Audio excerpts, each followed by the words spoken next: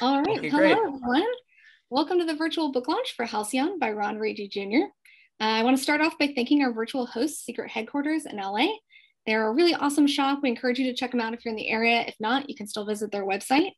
If you order Halcyon from them, you can get a copy signed by Ron while supplies last. They look really awesome. I'll drop a link in the comments, so keep an eye out for that.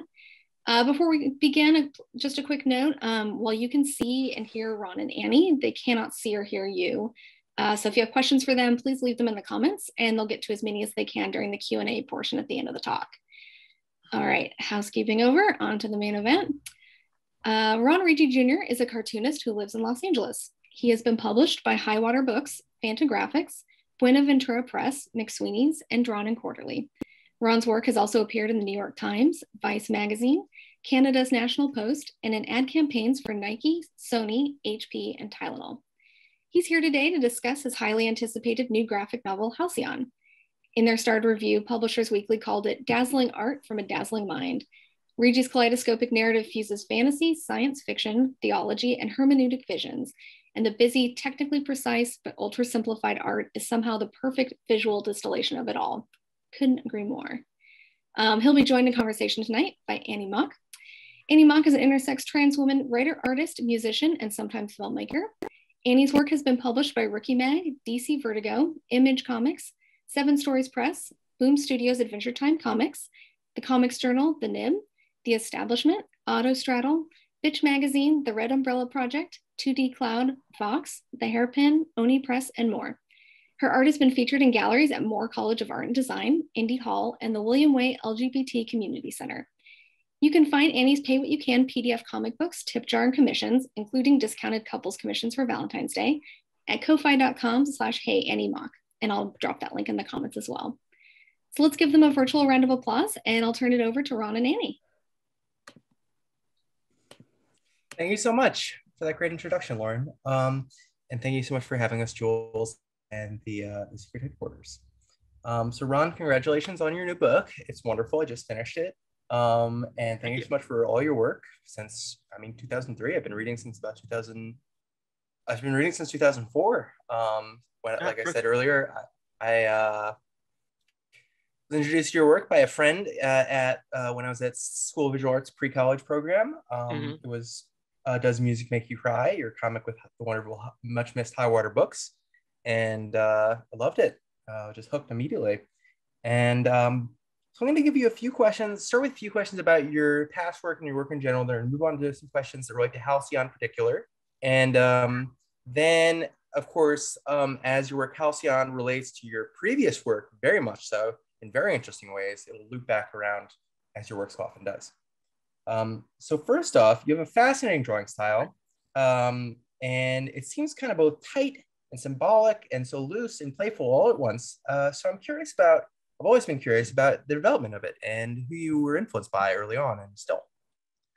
I guess just black and white comics in general, like newspaper comics first. And then it seemed like good comics were mostly in black and white. The undergrounds were. And then like when I got, it was like junior high, I stopped reading Marvel. I was like, either I don't like comics.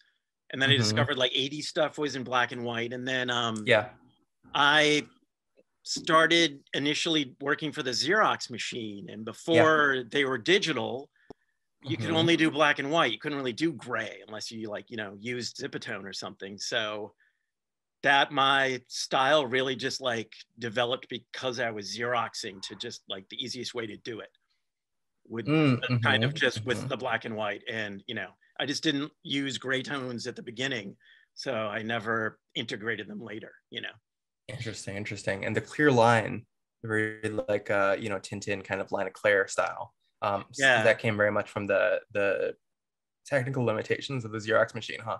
I guess kind of, or just, I don't know. I guess I got really confused with composition when I was young with like big areas of black, or even like putting white lines on top of black was a pain in the neck. And then, I guess if I did a lot of hatching and you were gonna Xerox it and Xerox that and then reduce it and make a mock-up and then use that to copy this, all this physical stuff, that it wouldn't work. So, your work is very open. there's a lot of lines, but they don't touch each other. They're not very close to each other, and there's Right. it's very open. There's a lot of breathing. This book was I did it in black and white, and the color was an afterthought. But I love the way it came out, and I knew that I was going to have to do it. I just knew that if I was going to put out a new book, and Fantagraphics agreed to do it in black and white if I wanted to. And but I try. If I had not liked it in the end, or if it didn't work, I wouldn't have done it. But it was done originally in black and white, and I did, in Xerox for my subscribers. So there is like a black and white version of it that was first. So subscribers on Patreon. Yeah. Interesting. So lettering seems to be such a crucial part of your practice. Often the lettering seems difficult to read. You have to turn the page, but that feels really intentional, like it's all part of the fun of printed comic books. So can you talk about your feelings around lettering, typography, what you get from maybe particular type artists, and maybe the difference between this kind of, the simpler, one-line lettering, this fun like bubble tone they use for the title and certain lettering?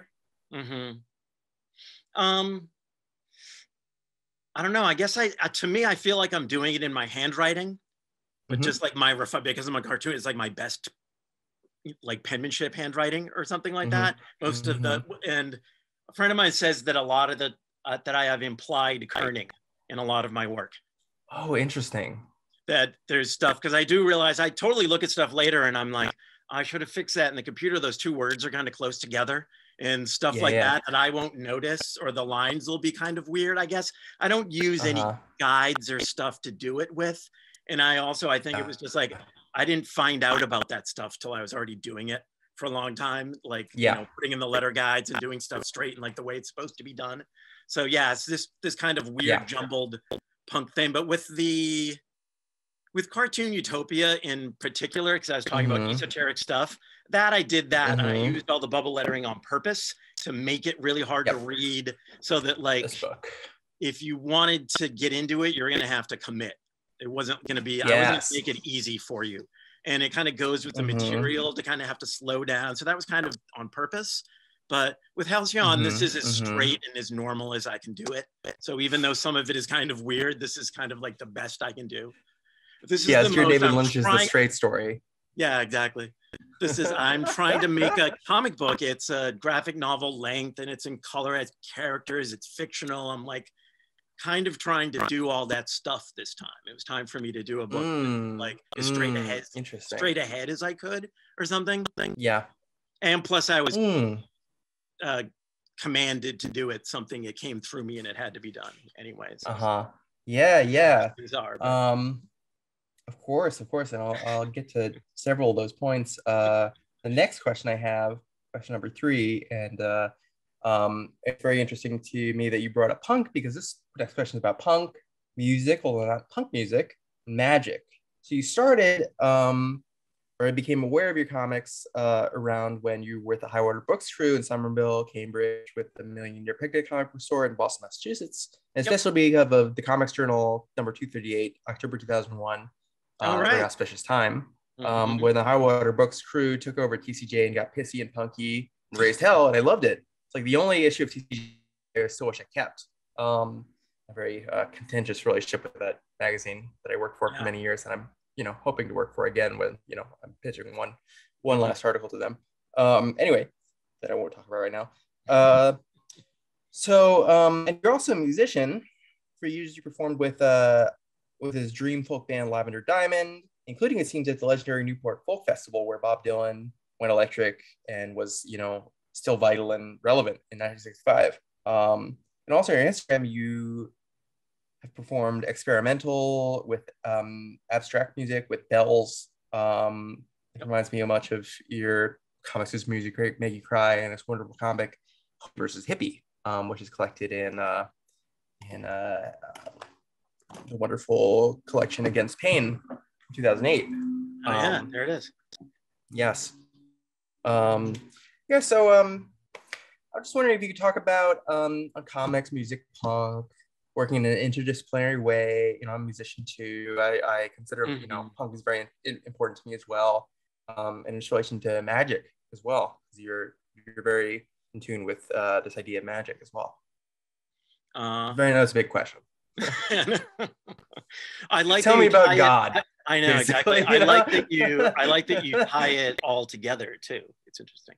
But yeah, I started out, I guess my work I kind of came of age in the late 80s, early 90s. I went to punk and hardcore shows starting like 86, 87. What bands were you seeing? Oh, I saw whoever was still together. It was weird. 86 was the Misfits and Minor Threat and Black Flag and the Dead Kennedys. They all broke up in 85. So I saw whoever was left, which was still a lot. Oh, wow. Yeah, I saw a lot of, yeah, I've seen all the hardcore bands and stuff.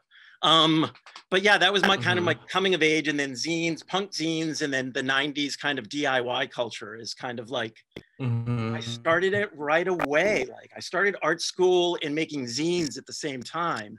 In the zines thing, it was just like, within 6 months, I was getting weird mail from Japan, from people I didn't know. That's great. In New Zealand, like instantly. That's great. And it was just like a decade before the internet was going to happen, and the idea that there was this thing I could just dip into.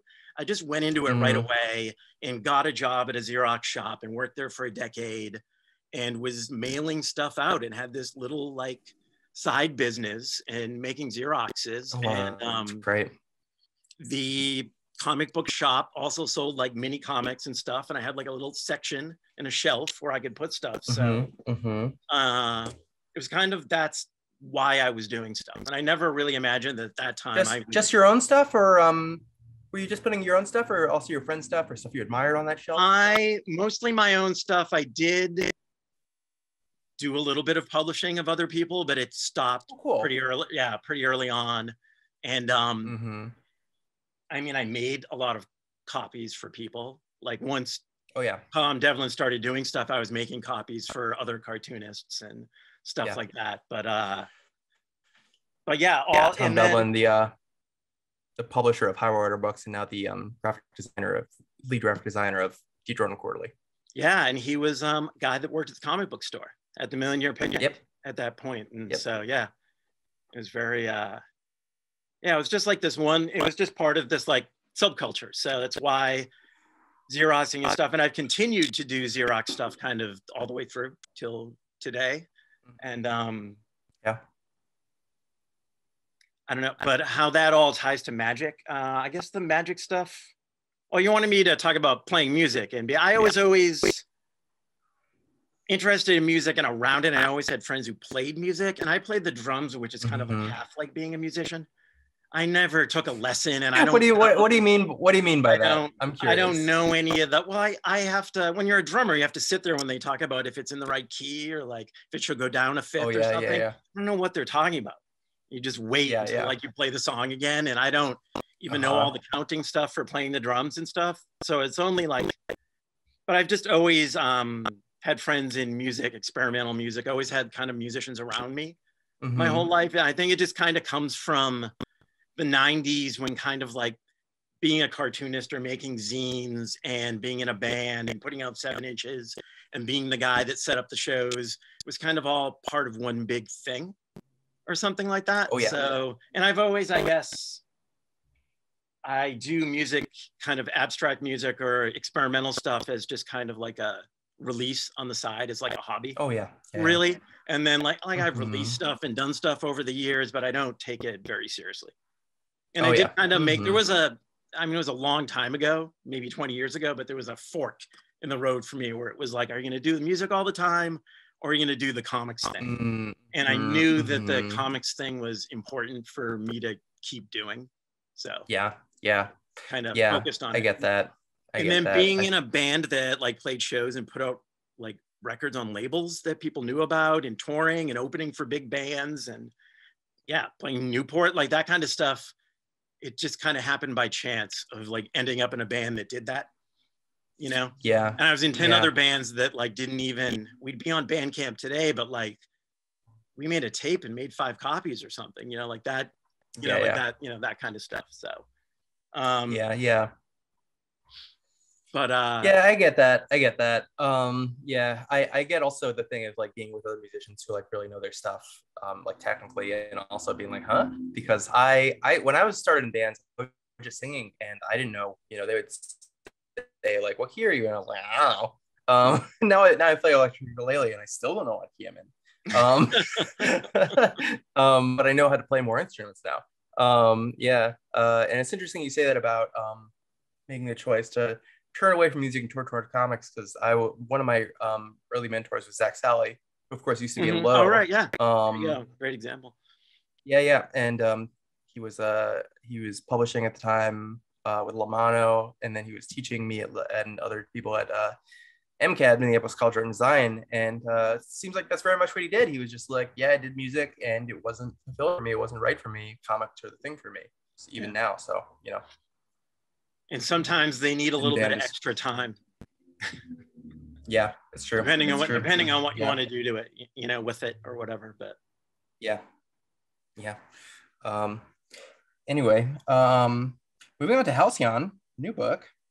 So you said that you made it in isolation and nobody had asked you about it. You hadn't gotten a chance to talk to anybody about it yet, which is very interesting. Yeah. How did that affect your working process and the work itself? Oh, it's great. Yeah. I was planning to, once this thing got going, I didn't know I was really going to do it. It started as a Xerox like this, first black and white for my subscribers. And I did the first issue, and then I knew kind of instantly it all came into my head, and I knew it was going to be this like book length thing. And I pretty much knew I wasn't going to leave my apartment for like 2 years to do it.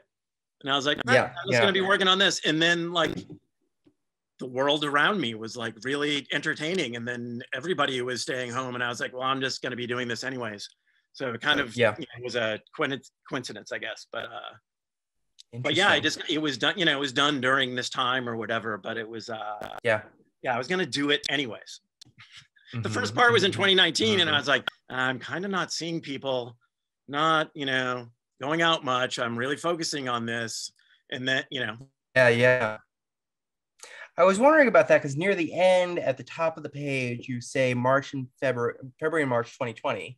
And you always say 2020, which is very optimistic, that you think maybe human history will last that long. Well, that's because of they have that clock in the mountain. That's where that comes from. There's some at the Long Now. There's some like atomic clock that's in some mountain that's in some place in the earth where they probably like it won't be on a fault line or something, and it's meant to like last for millions of years. Oh, wow. And it like ticks once a year or something like that. But yeah, that has the extra numbers on it. And Brian Eno, I think it was Brian Eno and other people promoted putting the 0. So that's why I started doing that. And then it just kind of stuck. Sounds like a thing Brian Eno would do. But these days, sometimes I forget to put the 0. So if there's anywhere in there, I haven't checked yet. I think there's maybe times in there where I put the date and I don't put the 0 in there. So I'm not sure. That's funny. So I was just wondering if that was, at first I assumed that was the setting of the story, but now that's good. No, right. It could, well, I don't say really. So which is kind of funny about it. Yeah. So I think it's maybe it's both. Interesting. I did it. Well, it's funny because it's in there for the subscribers. It was part of the zines, and I could have just whited it out in the book, but I thought it looked really interesting. And because it's during this time period where everyone's the March part of it is like everyone's gonna notice that date and stuff. So I left it in for that. Usually I guess otherwise I probably would have cut it out. But I like the way that it kind of like makes you think that that's when the action is going on too, which is fine. It's just a very confusing, like weird Regé thing. It's a very interesting time, February 2020. Everybody remembers the last thing they did, before a lockdown. Most people saw the Sonic movie. I saw Birds of Prey, which I loved. And it just works out that I'm like drawing this character running up a hill, like trying to get away from this other character, and the other character doesn't know why. I was like, oh, this works. Oh yeah, convenient. Yeah, but I was drawing it while it was happening. I was like, this is weird. Yeah. Wow, that's interesting. Like Kate Bush, that Kate Bush song. Running up that hill, making a deal with God. So you said uh, in the beginning, you listed that it was the book was channeled and transcribed by Ron Regé Jr. That's right. So yes, there's that handwriting transcribed by. So yeah, talk about that that idea of these stories being broadcast to you by some kind of muse, that you exactly. Exactly. You appear that you want to feel very egoless in this idea. Yeah, that's really the reason that my comics are a little bit strange and don't make sense. And the parts about it that seem kind of like wrong and hard to understand in my comics are because they form in my head and I feel like they're placed there by another entity. It's a weird spiritual kind of thing to say. I feel like they're kind of implanted and I think that what happens is it's the same way that everyone else gets an idea. I think that what I'm doing is, because when I hear, an author talk or a filmmaker, or when a fiction writer is talking about how a character speaks to them and stuff like that, I understand that what happens to me is the same as everyone else, but I've, in my life, it's manifested in this certain way that I just listen to it very much like a muse. Yeah. And I'm driven to, and I don't know why, to not mess with it and just let it come out the way it is. And I think that what almost everyone else does is structure it and try and make something, or they have some, an ego, and a kind of ego idea is the point, like, I'm writing a crime story, it's about this, this should happen at this point, and kind of change their ideas. That's the net. But what I really do is I don't mess with the ideas. And this group of stories in particular, over the course of 2018, all of these stories forced themselves into my consciousness, and I could have focused on other stuff, and it was bizarre and hadn't happened really exactly this way before, that they just kind of like came upon me, and I didn't write them down, and I didn't want to, because I knew that they were in drawing form and I couldn't see the drawings, but I couldn't stop thinking every day about, say, take one of these chapters, anything that happens in one of these chapters in this book. I was like, and then they do this, and then they go over here, and then a spaceship comes down, and then they run over to this part. Like, I had that all in my head, and I was holding it. It was really hard to hold it all. And I knew I just had to start drawing it, and I knew that the beginning part was going to be this airy thing with this ethereal kind of being flying through space, and kind of as soon as I started drawing it, the rest of it all revealed itself to me. And I wrote the most minuscule notes I've ever written for a comic before. It's like 3 words. Like each page is just like a sentence as to what's going to happen. It was really minimal notes. And then I just spent 2 years drawing it. And once I had the notes and I knew what it was going to be, very minor, just breakdown of how many panels were on each page and everything like that. I then just drew it because I knew what it was going to be, because I couldn't get it out of my head. And the kind of the entity, the entity that gives it to me is very much the character at the beginning of the book, the sort of angel. Oh, interesting. Yeah, that's my friend or myself or something. Like bloodborne, souls kind of creature. So yeah, I just kind of do what I'm told, and I don't understand it all either, the way it's supposed to work. And I tried my best to smush it into like a graphic novel thing and wrap it all in together like a story. But yeah, it's a Lynchian art film of a graphic novel, and I like that stuff. Yeah, that's great. Get back to the question about David Lynch later. That's very interesting that you bring up that idea of a muse. That's great. Great. I am too. He's a weirdo. He's a little bit much, but he's great. Yeah, the bit about the muse reminds me of Jonathan Swift's idea of his brownies, little creatures that would carry his ideas to him. Your Machine Elves. Your comic about in the Machine Elves. I'm not familiar with that one. That's or your comic in. Yeah. Go ahead. Oh, no worries. Your comic in the Against Pain comics that you did for Tylenol. They're very fascinating series of comics you did for Tylenol for the Village Voice.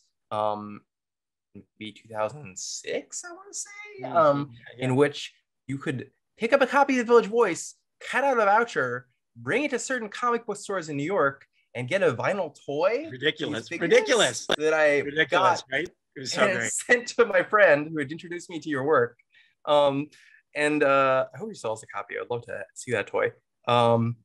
Anyway, But it was basically they hadn't quite invented viral marketing yet. It's like very early viral marketing. They didn't know how to do it.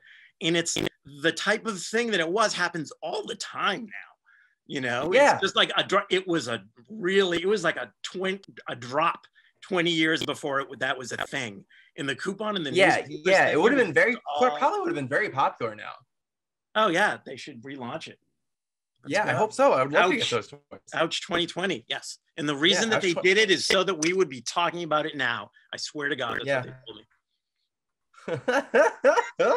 Yeah, Ouch 2022. You're a couple years late there. Anyway, you had this comic in Against Pain, that kind of cycle of comics where your character or you, I can't remember, I don't remember, jumped into a freezing lake and then jumped into a hot bath afterwards. And said something like the combination of pain and pleasure plus the muse descent. That was fascinating to me. Deep bath thoughts. That was me. That was real. That was always. That comic is strict autobio. I don't do that very often. Oh, great. And I don't always say when I'm doing it. Yes, seems that way. Interesting. I always think of that Gilbert Hernandez comic about where he just draws himself naked and he's like, in the great tradition of cartoonists drawing themselves. Just waving.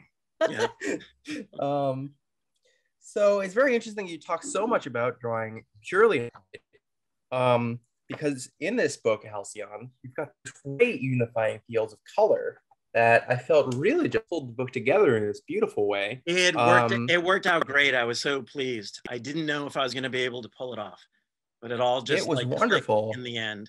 I didn't know if it's kind of different palettes for different sections, and I didn't know if they were going to look right together and stuff. But I tried to just do it as simply as possible, and always a good way to do it. Yeah, the book looks it's really big. It looks big. Even when I got it, I'm like, this is oversized. I just made it the same size as the Cartoon Utopia, but it's just like it's a different. It's the sort of book that's usually 8 by 10. Yes. But I really like that about it. I'm psyched. The Cartoon Utopia is shorter and soft cover, and Halcyon is longer and hardcover, and that just makes it feel bigger. And also the layouts just feel bigger. They're less cramped. They're more open. It's more story focused, like you said before. So it's very interesting you bring that up because that's connects to my next question. So I was curious also that if there was a difference by screen printing, these kind of beautiful flat colors, and also these big layouts. You mentioned comic strips, black and white comic strips. I was wondering if you're influenced by early 1920s, 1930s comic strips like Popeye and especially Crazy Cat. Both of which I'm big fans of. It sounds crazy because of the kind of work I make, but I'm not a Crazy Cat fan. Interesting. But Popeye's everything to me. Oh, wonderful. Popeye's like that's like the best comic. It hasn't been rivaled or anything. It's so great. And I think it's like, especially, I imagine that like the whole like Sea Witch segment or novel or, it's hard to know when things begin and end in those, newspaper strips. Of course. I think that's like a great American thing, like like a major film or something like that. It's such an American piece of like American art, that section. So I do love old comics, and it's kind of like gone all the way through. There have been like comic kind of like styles and things that I've liked that have come and gone, but I've always liked early nnewspaper. I think it was just because I was a dork and like read the newspaper comics first when I was a kid. I started with Calvin and Hobbes or whatever. Bloom County. I love Bloom County. But at Yeah, the same yeah, time, they comic. still, in the 80s and the 70s, when I was looking at this stuff, there was still old stuff filtering through, you know, being reprinted in there and stuff. But Yeah. yeah, no, I love old comics. I was gonna say about the size of this book is that I draw big now. I draw Yeah. How big? 14 by 17, whatever that Oh my big God. sheet of Wow. Bristol is. And it's Yeah. just, I started a while ago and kind of a lot of stuff in the Cartoon Utopia was drawn that size. And I've just Yeah. stuck with it. It's so much easier and comfortable and kind of free. And I think it's just because I know so many friends who draw like 8 by 10. They draw these teeny tiny, they kill themselves drawing these tiny little comics. And I mostly have gotten it from looking at these Popeye things where it's like each panel is like 12 by 14 inches. You know, the whole thing is this giant 3-foot thing. And I was like, wait, why in the past they drew giant and now we draw small for what? To fit on the scanner? Well, like, why do fit on the people, scanner? Yeah. And so it's a pain in my works that I, you know, got a big scanner to do it with. You own a big scanner, or do you go to a scan shop or something? I have an 11 by 17, which isn't quite big enough, but it's, you know, it helps. But yeah, I draw bigger, and that's because of my love of old comics and looking how old stuff, and then also thinking about fine art stuff and other, you know, comics have exploded with what you can use as a medium to make them with, and stuff. And I was just like, why do this tiny little thing for a zine? Like, just I'm gonna make these giant pages, and if it was like, if I was a painter or making a drawing, if I had a giant studio, I'd be tacking up, you know, these huge sheets or something. But yeah. I want to try. I want to try paint tuning next, so I might have to go even. Oh, that's great. I might take a decade, and I might have to go even bigger. But yeah. Oh wow, I'd love to see that. I'd prefer that. That's very interesting. I work 9 by 12 or 11 by 14. Yeah, that's a good size too. Yeah, the 11 by 14 size I do for like some stuff, but yeah, by 12. Only 9 by 12. Oh right. But I love small things. I think small things are cute. I think it's easy. I have a small scanner. I have a small workspace, just a corner of my bedroom. And I work on graphite, so in graphite rather. So it's just easy. I just prefer it. Things that are pages that are too big stress me out. I'm just like, what is this? I don't need this, you know? So that's very interesting. But I totally get where you're coming from. But that's how I fit all the tiny little lines in there. I just draw them big. I know. My trick. Trade secret. Not a secret anymore. So I'm curious, do you use tools like a protractor to help you draw? I know you draw these circles, perfect little circles for the interesting. Because I met Dave Mazzucchelli once at a signing for Asterios Polyp, that very silly book.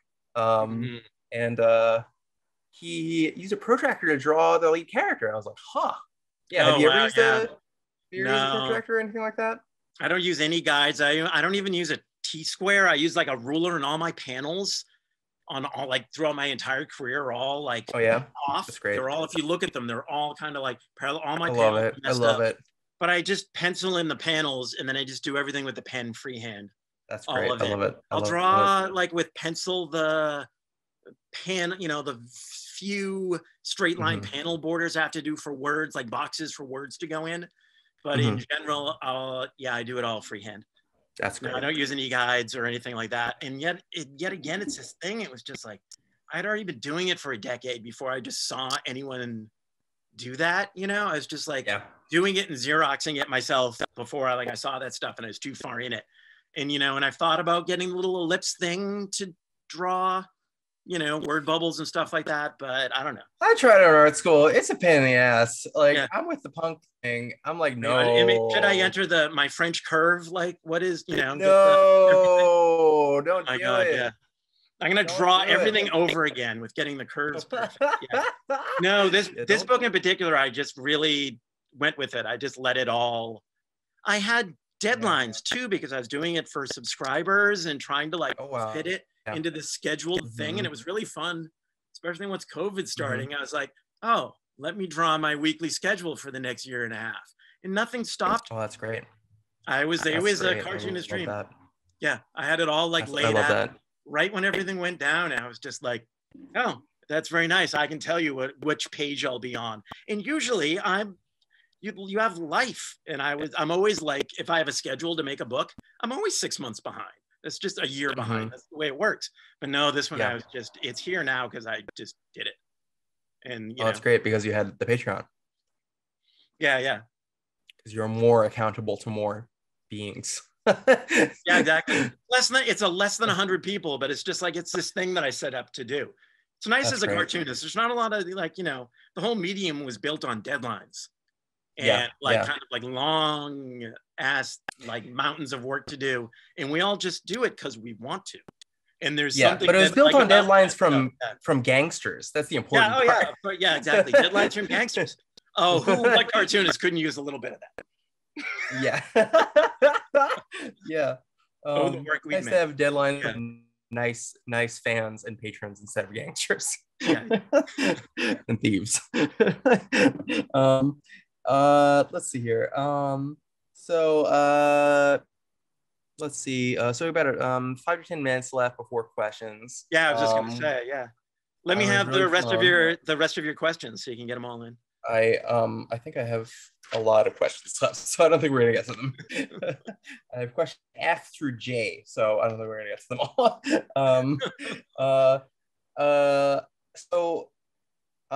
Halcyon and the Cartoon Utopia relate in all these ways. You mentioned that in the notes of a page at one point that a scene takes place in between like page 143 and something of the Cartoon Utopia. It's very interesting. Yes. So you're building this kind of Regé-verse, like kind of like Palomar or you know, the Locust stories, these wonderful you know, self-contained universes that these cartoonists build up. So what's it like building connections between this kind of ever-growing body of work? I told you how this book was kind of dictated to me and I made it, and when I was halfway through it I was like, oh my god, this is a Skibber Be By prequel. Yeah, like, I was a really funny thing for me to do. It's like, because I'm this cartoonist, it just makes weird shit as if like, you know, like the conventions of science fiction in nerd, like Comic-Con doesn't exist or something. But like, yeah, this is straight up this universe thing, and there's all these little, oh my god, are they called Easter eggs? You saw it, like there's all these little skibber drops in there. Yeah. There's a sequence that's drawn like that I just copied from Skibber Be By in the book. But because no one's seen it, I'm kind of dropping it on everyone. People who have read my work will notice that. Yeah. And I was like, I didn't really realize, so it's part of the way done. And I was like, it's also the kind of thing where like, you know, artists tend to redo their work even if they don't know it. So this is very much of like a redoing of Skibber Be By. It's kind of the same thing again. It's kind of, it's fun. It was fun tying it together. But the Cartoon Utopia thing was, a bit of a funny trick. And it is that character that lives in the post-apocalyptic world is something, it's like a part of my career like I didn't do. If I had some deadlines, I would have drawn a bunch of like Fourth Thunder style scrappy people like climbing over rubble comic, and I have a bunch of ideas like for Brian that Ralph. kind of stuff. So that character might be coming back in another book. That's we'll great. See. I love it. That might be their introduction, but we'll see, because I don't have gangsters making me do stuff. So I do it's whatever book. I'm gonna Paintoon or something like that next, but maybe that's great. If somebody just comes over, hold something over me. I don't know what it is, but Yeah, I actually just pitched a comic to DC Comics, so I might have gangsters trying to make me do stuff. So we'll see. Speaking of DC Comics, your 2014 Wonder Woman kind of cover mini comic, Diana, was fascinating. I never got a copy to read it, but I saw it. I loved it. Whatever I saw of it, and I read the interview with Dan and Dylan TJ. And there's these masked comic characters, rather, that occur in Halcyon, as they have popped up many times in your work. So, what's your relationship or kind of reinterpretation of superhero comics? Besides the Wonder Woman thing, not much. Really. I mean, I started, the first thing I ever had published was Spider-Man, and I'd really still haven't. That's not a Spider-Man parody comic. Yeah, it's kind of better than anything I've done since. I don't know about that. It's great, but it's. Besides that, in the Wonder Woman, which was kind of like a revisiting of that, I don't really think about that stuff too much. But there's parts of my personal life, personal kind of like spiritual stuff that's tied in a lot with old goddesses of the same stuff that the superhero stuff kind of like draws on. I think is kind of almost like a coincidence, and I'm bringing a lot of that stuff into my work. You know, so like having you know, Greek myths or kind of like stuff referring to that kind of like ancient religious stuff is coming through in my work, and I think that's about it. I'm really into Wonder Woman because of the Marston story and of what they did. I think it's unique. But besides that, no, I don't. I consume the films and the media recently as for entertainment, and that's about it. They seem very entertaining. Besides, besides that, no, I stopped. I stopped reading that stuff like as soon as I saw Love and Rockets. It was like 85. It was like a hard shift for me. I was really done. I was kind of like, even the other, before I saw Fantagraphics stuff, the other team, the Ninja Turtles and American Flag and the other independent comics, independent superhero comics I found first. I was like, this is stupid, guys. I'm like, it's the same thing. Like, isn't there anything else? And then as soon as I saw Love and Rockets, I was done with all that stuff. So I don't relate to it, but I'm not a big video game player, but like everyone has their things in pop culture that they consume, you know. For sure. And the superhero stuff has always been there in the background, but no, I'm not into it. I don't like Batman. It's stupid. It's, I don't know. But I don't, and as far as like modern stuff, doing stuff with it, I don't know. And maybe like there's some Alan Moore things and some things here and there, you know. I thought WandaVision was cool. I don't know. You know, the witch stuff is great.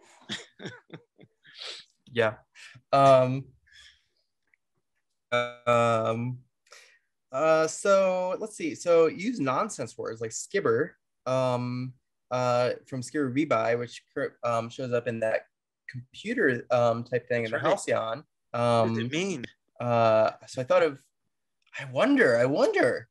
So, you know, I thought of like Lewis Carroll, had to do some research for recently for a project I was pitching. And so I was curious. So, you're kind of developing your own language in this Regiverse. Like, what's that like? I know skibber is really used like a magical term in this book. It's great. It kind of is. It's a made-up word that kind of like it was made up by my friend's little sister in the 90s. I love it. Term Skibber Bee-Bye. How old was she? Little, under 10. Oh my God. Or something like that. And then like he told me, and I don't remember, it was just like an in-word among friends. It became the name of my comic. Something like that. So but it is kind of like a magical word that, you know, made up thing that's. Did you credit her in the book in Skibber Bee-Bye? I believe I did. Yeah, I think so. That's if great. Not her, then her brother. I don't remember. That's great. But yeah, Halcyon is that was another, I conceded the book was going to be called Halcyon Hermeneutics. And there was, Fantagraphics helped me decide to call it Halcyon instead of putting that other word and giving it a long, weird title. But I used Halcyon because it hadn't been used for anything. There isn't I expected to Google it and be like, I'm not going to use that. That's the name of so-and-so's book from 19 whatever. And find out that this film. Very important. I think people shouldn't really just like take some word from somewhere else if it's been used for something. But there wasn't a band. Yeah, definitely. There wasn't a movie. Definitely. There wasn't a book that was just called that. There was plenty of things called Halcyon Days and other stuff like that. So it is a weird. Oh yeah, the women book, Halcyon Days and Collect. So there's like, it's mostly this word that exists to go with days. It isn't usually used without it. So that's why I used it. But that's great. Halcyon Hermeneutics. Interesting. So we're getting to the end here. Are we getting more questions? We're getting one question from my friend Sasha. I think it's my friend Sasha. So I guess actually one or two questions before we head to watcher or listener questions. Sure. So question your cartoon has very big emotions. You know, there's so much crying in your comics. There's always one big tear. You know, which makes me think of Does Music Make You Cry? Or or in when the pink-clad person receives their real thing. Makes me think of David Lynch and his great relationship to crying, especially women crying in his movies. That's true. All these wonderful scenes about sobbing, with Laura Dern especially. So yeah, I was just curious, what does crying mean to you, and what does showing crying mean to you, drawing crying mean to you? Oh, interesting. Wow. Oh, that's a good question. I like that one. I don't know what to say. Crying. I guess one thing about my comics is that they don't have a lot of I don't have all the fighting stuff. Yeah, it kind of goes with the medium and kind of goes with cinema in general. Yes. And not just pop culture, but just like from the beginning of both of them. So I kind of purposefully don't have all of that stuff. And so, yeah, I guess I go a little bit more in the other direction, that there's more crying instead of yelling and aggression. I've got all this like softer stuff in there. So yeah, I hadn't really ever thought of that. I don't know what I think my relationship to crying is probably about the same as anyone's. It's great. It's great. Sure, let it out, you know? It's a good thing to portray, but sure. Crocodile tears. You know, crocodiles cry like anybody else. It's just neat up the fighting. When I was pitching that comic for DC Comics, I was like, what's superhero comics? You gotta have at least one fight per issue. You know, it's a funny thing. It's like, you can have all the talking you want, but you gotta have at least one fight. Well, I did have, it's true. The Weeping Elephant was one of my first great, guys. That's right. He's weeping, like personified as like a creature, so.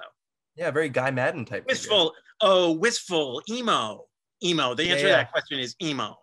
And whatever element of that does music make you cry, or what, of course. I'm more of like a sensitive 90s twee indie rock kind of guy myself, but that's all that, all that kind of like twee 90s music is very, emo kind of stuff. Yeah. I'm a beating heart emo kind of cartoonist. Yeah.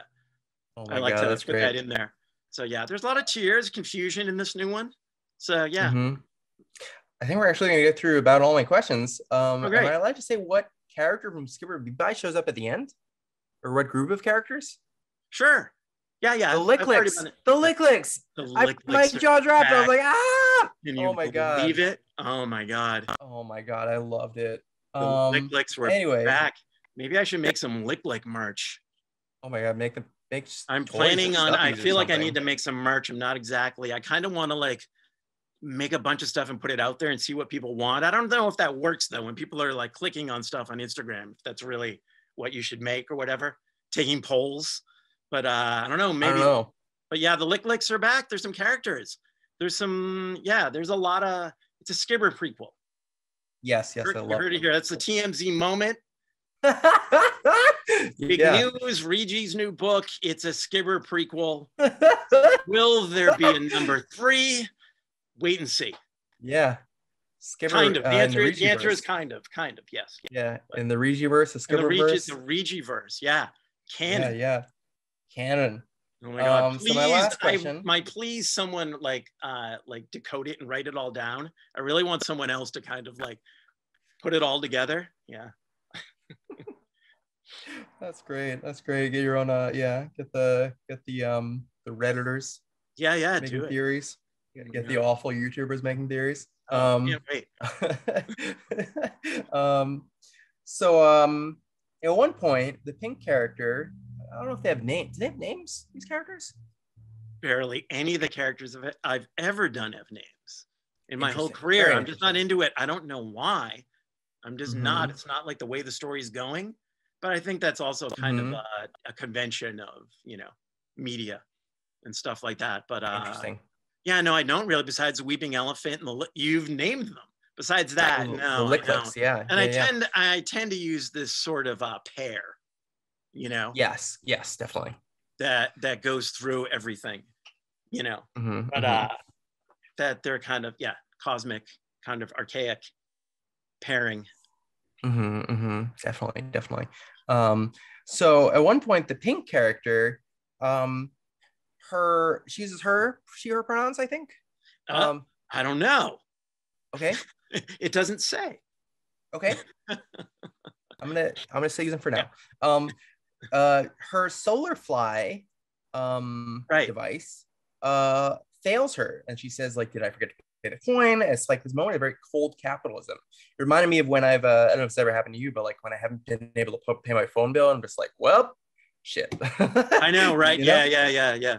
Yeah. And also there's these medical ailments, the oils, which have come up in Skibber as well. And it's this you know, this again, this kind of juxtaposition of cuteness and pain and horror, which is very, very, very much real life and very much your work. I don't know. Can you speak on that? That the juxtaposition of cuteness and horror and of the coldness of capitalism, living within the coldness of capitalism. Oh, geez, can I? Should I? I know. Yeah, terrible. I think you should. Yeah, it's starting to come through in my work because it is something that I'm concerned with in general. Yeah, anyways. I think we all are. And I see. I don't. It's in general. It's weird doing work right now. Yes, of course. I don't know if everyone feels this way, but it's like I feel like it's barely begun. Everything that's just started is a prequel, and that a lot of what we've taken for granted in our lives is going to change drastically, and I have the slightest idea how. Yeah, and it's capitalism is not going to work. It's not made to work. It's not made to survive. And it came through really naturally in this story, kind of.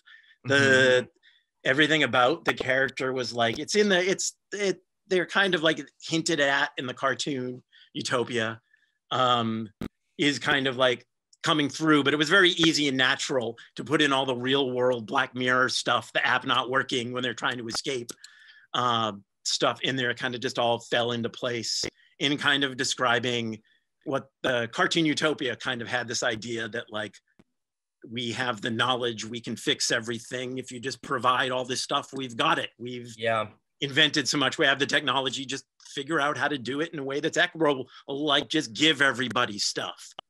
Just give everyone the means to survive on the planet, and then you can have your capitalism. That's kind of what I see this as being, this world they're in. It's like everything is great, and they're clothed and they live in these little pods, and it seems like they have this society that's great, but the character is trapped inside of it. And it was interesting to explore it in this, but that's kind of what the idea with that is. And making the app that didn't work and stuff like that. It just kind of all fell into my own frustrations with everything or something, or I don't know. That's great. Well, capitalism is great, but whatever. Anyway, considering that we only have one question, one comment, which is cool, I can ask you one more question, and also stay on the line after we call it, Ron, because I have a fun secret thing to tell you about Popeye that is secret. Oh, cool. Anyway, that I cannot tell the audience. Very good. Anyway, I was just curious if you ever worked in animation, because I was reading the book. I was like, wow, everything's flows so beautifully. Really? Never worked in animation? Ever thought about it? No. I don't like it. I think if anything, it would have had to have been a career choice early on. Yeah. For me to have done that, my artistic journey actually, my highly stylized way of working has to do with, I don't have chops. And I went to art school at the very end of physical media, when doing illustration meant doing a lot of like having actual skill to do a lot of things in a lot of places to branch out with it. And kind of all of that goes into animation now. It's kind of the only thing left that people can go into. If I was a little bit younger, if I had been a little bit more of a digital native, I might have done it as work.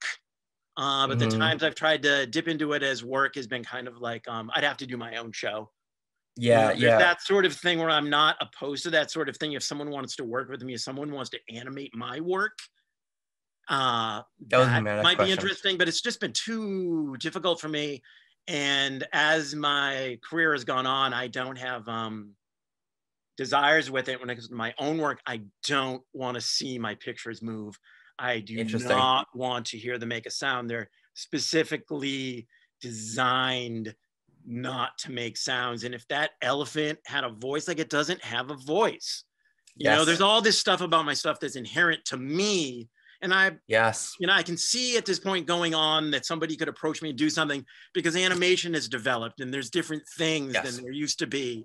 But there's different ways of doing it. You could cut apart my work and make stuff now that couldn't be done before. But for me, it was just too much work.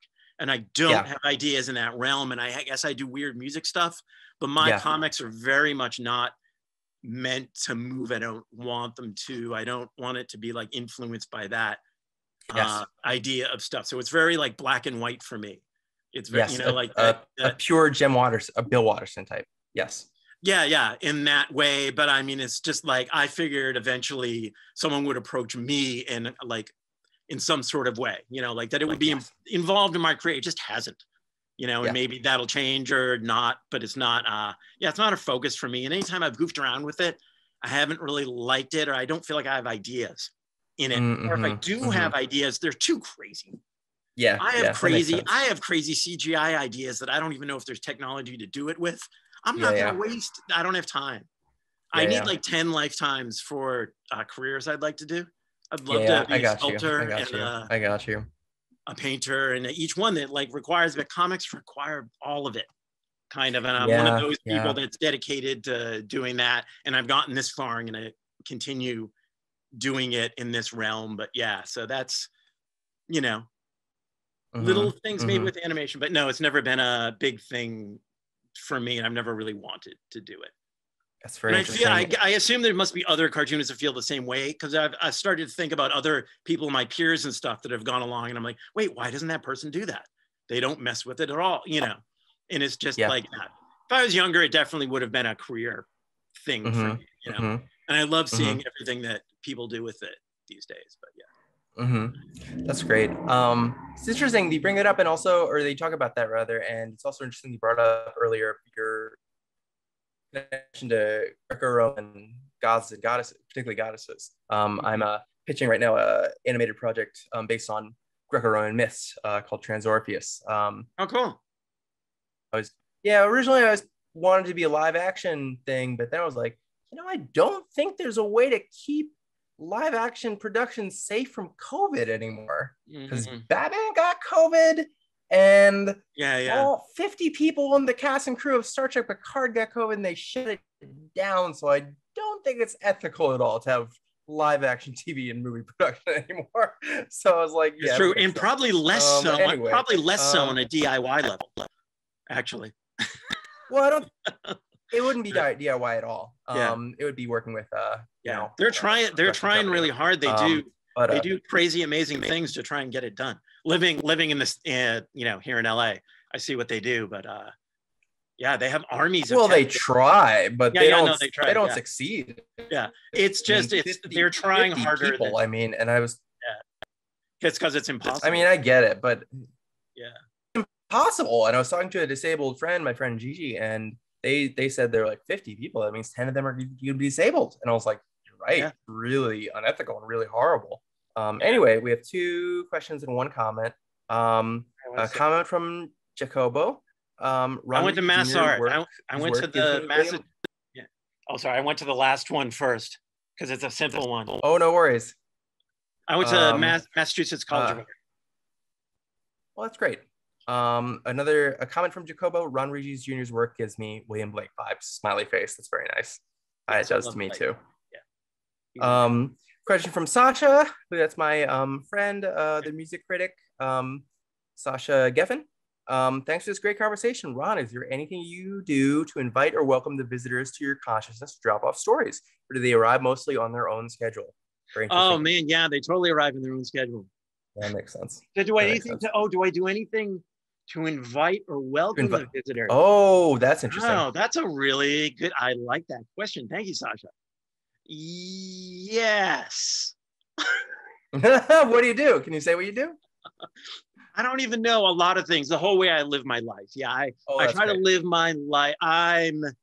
Live my life as a channel for the muse. I haven't even known how to articulate that or understand it. And I am kind of more recently with my kind of my last decade kind of like journeys into Gnosticism and alchemy and things like that, and understanding the kind of like classic sense of receiving, you know, transmissions and acting on them as a human, because it's like, it seems to be the way that everything goes down on this planet. But I kind of do things in my personal life and my life in general to be able to be an open channel for that sort of stuff. But yeah, it's totally works on its own schedule. And I had no intention of making this book, and it made itself. That's great. But yeah. And question from Gary, the big cheese Groth, as he refers to himself. Can you talk a little more about your quote unquote education in comics and your revelation at Love and Rockets, and how your aesthetic path unfolded from there? Yeah, it's all thanks to Fantagraphics. It's completely ridiculous. I'm like a 35-year-old Fantagraphics devotee, and it blows my mind that I'm like, it's my like little kid dream come true. It's like the reason I listened to Black Flag and everything. It all started with Love and Rockets and those like all of it. Yeah, it's very, very funny to be with this company after having it just like all happen at once when I was 15. And thanks for asking me, Gary, because it was I was I feel like I very much am this Gen X age where I'm at the very end of the physical world. I was there just like right at the end of it. I was 24 when Nirvana happened, you know, and like the internet was at the end of my 20s, and I was just like, have this whole beginning part, which I didn't know it was the end, but I was the last photostat operator at the place that I worked in. Like, so it's this whole thing, and it's very much thanks to people like Gary Groth that like introduced me to Prince Valiant and put all this stuff in front of me to understand comics and what they are, and how they existed in culture in the world that kind of like has moved all the way through. So it is kind of nuts in that way. And it's funny, it could have been like 5 different companies or different things. And maybe, there's like, Last Gasp or whoever, but yeah, for the big part, the parts of comics I like are the ones that Fantagraphics have been championing since the beginning. So, and the way of looking at comics. So I'm a total product of it, which is funny. But I was just like a nerd who was done with, I was like discovering punk rock and William Burroughs and the Spankmeyer and like all the like, like everything from the past and, David, but like everything at once. And was just like, superheroes are stupid. Maybe comics are stupid. Like newspaper comics seemed kind of stupid. Even in the 80s, they were getting pretty dumb. Like I appreciate he comes out, but I don't been keeping up with it was very much Fantagraphics, and I very much turned my head and saw, I believe it's issue 15 of Love and Rockets with Rena on the cover. You think it's Hopi, but it's not. It's really young Rena, and I was just like, great cover. I was just like, what the fuck is that? And I opened it up, and I was in like high school, and I really wanted to talk to punk girls. I knew I was going to, and like go to art school was going to be in the future, and I was just like, what? And I've been like tagging along with Maggie for 35 years. It's nuts. Oh, that's wonderful. Yeah. Newspaper comics tend to be silly. I don't know if you've kept up with Mary Worth recently and the Wilbur fiasco, but it's a mess. Yeah, it's a very silly comic. Anyway, what do you mean? Did you just say new? Did you say new Little Orphan Annie? No, not new Little Orphan Annie. I said Mary Worth. Oh, Mary Worth. Yeah. No, I haven't kept up with Mary Worth. I've read the new Heathcliff. The new Heathcliff is weird. Oh, that's wild. I'd read that. I love the new Nancy. And the Nancy. Yeah, and I don't know if there's more like this coming out, these postmodern like revamps. I'd love it, but I hear the new Mark Trail is great. But the new Mary Worth is very old school, and it's a trip. I'll check it out. It's not good, but it grabs you. It grabs you. It'll make you mad. Oh my God, the reboot. Fred Bassett. Fred Bassett. I'd like to say whoever owns Fred Bassett, I'd like to do a Fred Bassett reboot. Oh my God, Fred Bassett. It was so, but even at the time, it was never funny. I remember being a little kid and just being like, what is the joke? Oh my God. No one even smiled. The Bassett hand was always frowning. Oh my They god. hated each other. Oh my god. And Rex Morgan MD is pretty good too. My old teacher writes and draws that comic. Oh great. Yeah. Terry Beatty, he's great. Anyway, I think that's all the time we have. Thank you all so much. Oh great. Lauren, do you want to hop on for a second and tell us where you can find Regé's work and Conclude. drop my link in the channel here. Where Thank you, Annie, for talking to me. Thanks for doing this. You find my commissions and pay what you can PDF comics and tips there. Yeah, do that. Support. I just said in the chat window. Yeah, thanks so much everyone for coming tonight. And yeah, you can find links on the Facebook live post that you're watching right now. We'll also be posting them on Twitter, both to purchase signed copies of Halcyon from Secret Headquarters and to support Annie on her website. So yeah, you can find those links there. And again, check out our Twitter, and the recording from this event will be up on YouTube in a few days. Thanks so much, everyone. Thank you so much. Thank you all so much. I appreciate that. Thanks, everyone.